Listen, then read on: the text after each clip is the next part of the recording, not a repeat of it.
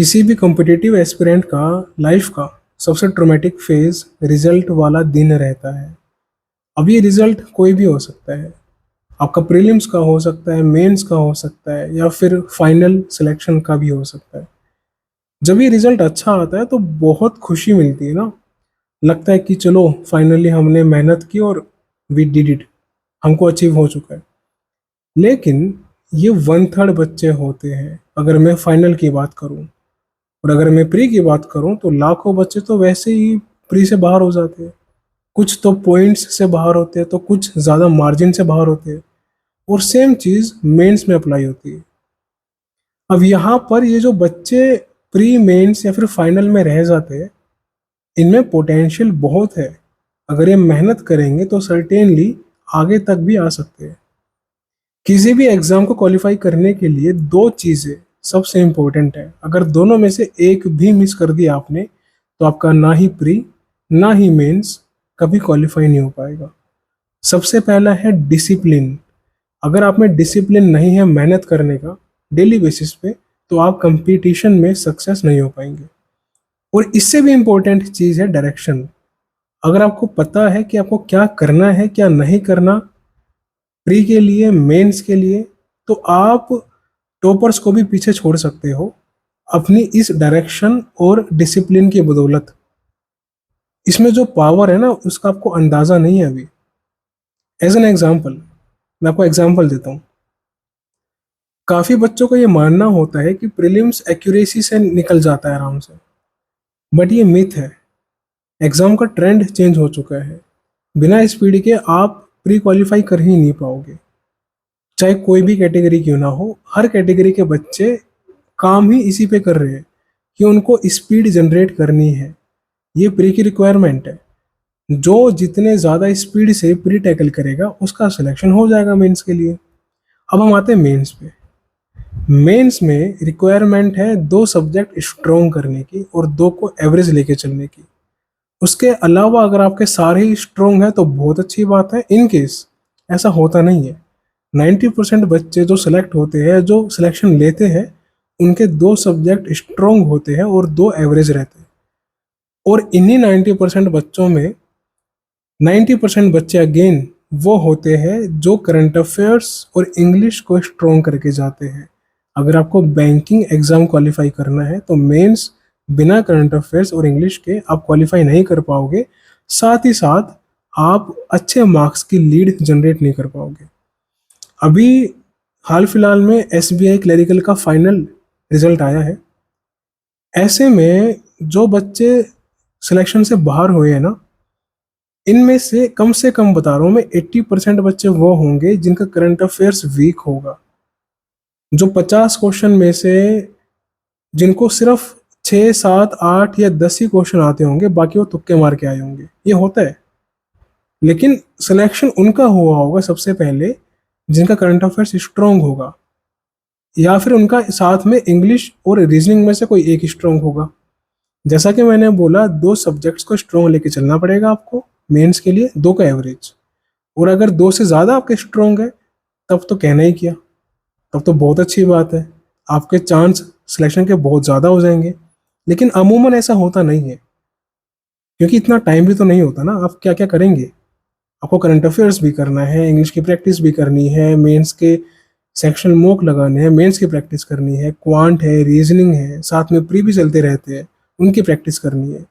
तो इंसान 12 घंटे में कितना कुछ स्टडी कर सकता है। लिमिटेड टाइम है ना, सब कुछ नहीं कर सकते आप। तो ये चीज़ समझने की आवश्यकता है आपको कि डायरेक्शन और डिसिप्लिन की इम्पोर्टेंस क्या होती है।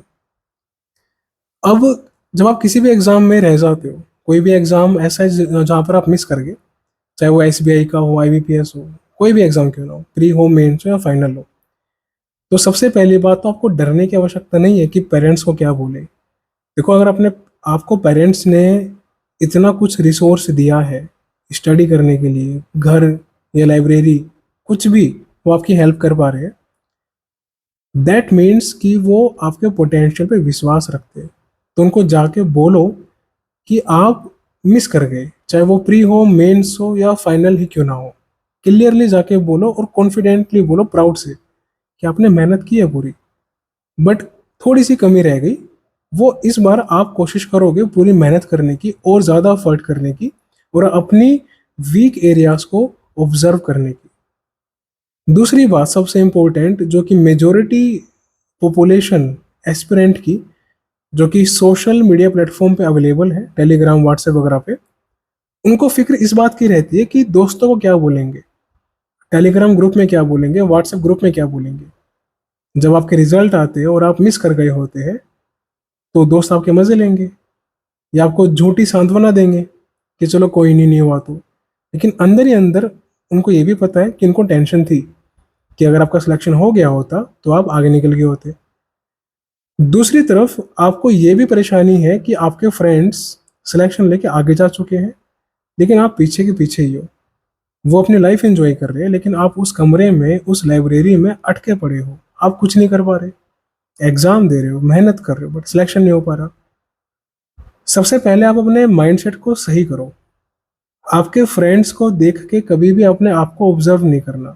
वो उनकी अपनी लाइफ है, उनके अपने सेटबैक्स थे, उनकी अपनी टाइमिंग थी, उन्होंने मेहनत की, वो फेल हुए बट वो लगे रहे।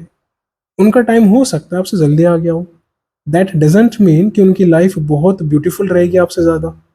ऐसा तो नहीं होता। सबसे बड़ा एग्जाम्पल एम एस धोनी का देख लो ना। एम एस धोनी सर ने कौन सी एज में खेलना शुरू किया था और आज वो किस लेवल पे है। तो सक्सेस की कोई एज नहीं होती।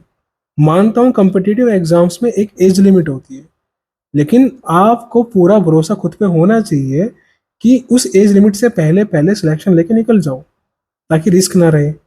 इन केस आपकी वो एज आ चुकी है 29-30 के आसपास, या अगर आप कैटेगरी में हो तब भी आपकी वो एज आ चुकी है, तो अपने साथ अपने बैकअप को भी लेके चलो। कुछ ऐसा भी ढूंढो साथ में जो आपकी हेल्प कर सके इन केस अगर आप दोबारा गिर गए। कुछ तो होना चाहिए ना जो आपको संभाले, जहां पर अपनी लाइफ को आप एडजस्ट कर पाओ, सरवाइव कर पाओ। कोई आपकी हेल्प करने नहीं आएगा, आपके दोस्त, आपके पड़ोसी, कोई हेल्प नहीं करने आएगा। It is you who is completely and solely responsible for your own success and failure. If you lack doing so you will regret. तो it is a wise thing कि आप इस चीज को डिसाइड करो आज ही कि मुझे क्या करना है, क्या नहीं करना। अपनी प्रिपरेशन को सही तरीके से करो, डायरेक्शन में करो, डायरेक्शन लेस मत करो, और एक्सपेरिमेंट करना बंद करो बार बार। मैं देखता हूँ कई बच्चे प्री में, मेंस में एक्सपेरिमेंट करते रहते हैं, एग्जाम में भी और मॉक में भी। ऐसा मत करो। हर चीज का एक ट्रैक होता है, उसके बारे में हम बात करेंगे आगे जाके। प्री के लिए अलग, मेंस के लिए अलग दोबारा। हाँ, एक चीज और, पापा या मम्मी आपके रिजल्ट को सुन के क्या बोलेंगे या क्या सोचेंगे, कितना उदास होंगे। देखो ये ना ह्यूमन माइंड है, इस माइंड में खुशी भी 2 मिनट के अंदर आती है, 2 सेकंड में, और दुख उससे जल्दी आता है। तो ऐसे दुख का या ऐसी खुशी का क्या इम्पोर्टेंस जो कुछ लम्हों के लिए रहे। लाइफ इससे बहुत बड़ी है। हो सकता है कि वो आज आपकी बात सुन के या आपके रिजल्ट को सुन के वो उदास हो जाए, बट उनको समझाओ, आप तो मेंटली स्ट्रांग हो ना, आप तो ऑफिसर बनने वाले हो। उनको समझाओ जाके कि लाइफ ये नहीं होती कि बस एग्जाम दिए, सिलेक्शन लिया और बस कट गई लाइफ। लाइफ में बहुत कुछ है करने के लिए, बहुत कुछ है एक्सप्लोर करने के लिए, अपने पोटेंशियल को इंक्रीज करने के लिए। और उनको विश्वास दिलाओ कि आप मेहनत में कमी नहीं छोड़ोगे, चाहे कुछ भी हो जाए। रिजल्ट फेवर में आए या ना आए, यहाँ नहीं तो कहीं और सही। यहाँ हो गया तो बहुत अच्छी बात है, नहीं भी हुआ ना तो इससे ज्यादा अच्छा करने की काबिलियत मेरे अंदर है। उनको ये विश्वास दिलाओ और मेहनत में कसर मत छोड़ो। अपना टाइम वेस्ट मत करो इधर उधर। एग्जाम का टाइम शुरू हो चुका है, बी सीरियस। अच्छे से अपने आप को ट्रैक करो, अपनी प्रोग्रेस को ट्रैक करो। कोई भी लूप होल मत छोड़ना। स्पेशली वो बच्चे जो मेंस दे रहे हैं या जिनका टारगेट है कि इस बार हमको एग्जाम क्वालिफाई करना है, मेरी रिक्वेस्ट है आप सभी से, आपके भले के लिए, करंट अफेयर्स इंग्लिश पे काम करना शुरू करो। अगर आपका target RRB PO and clerical है तो कम से कम मई 2024 से करंट अफेयर्स करना शुरू करो। अप्रैल कर सकते हो तो बहुत अच्छी बात है। और अगर आपका टारगेट आईबीपीएस, एसबीआई के पीओ और क्लरिकल एग्जाम है तो जून से करंट अफेयर्स करना शुरू करो, मिस मत करो।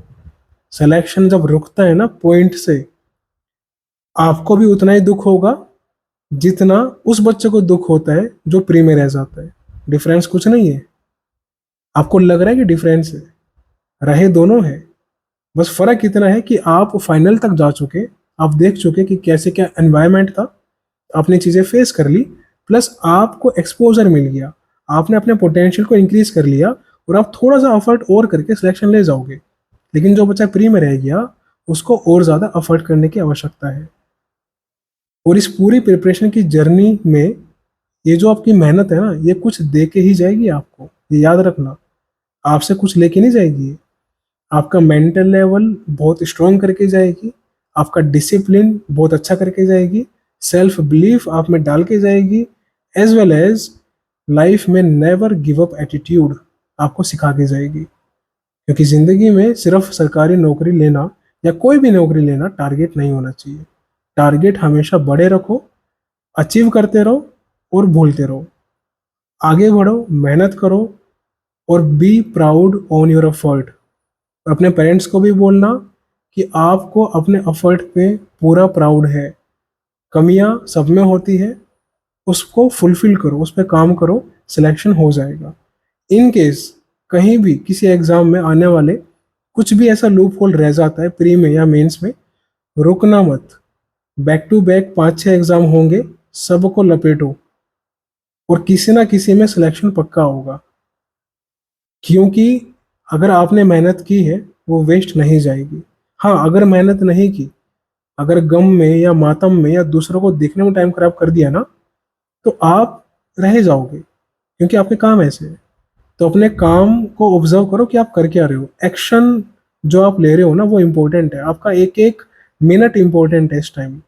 आप किससे बातें कर रहे हो, क्या बातें कर रहे हो, क्या बातें नहीं कर रहे, अपना माइंड कहाँ लगा रहे हो, अपनी एनर्जी कहाँ इन्वेस्ट कर रहे हो, सब चीज़ें मैटर करती है और सब काउंट होती है। और कंपटीशन में ये मत सोचना कि आप बहुत चैंपियन हो, आपसे ज़्यादा चैंपियन भरे हुए हैं। एग्जाम दो, पता लग जाएगा। So be serious and study harder.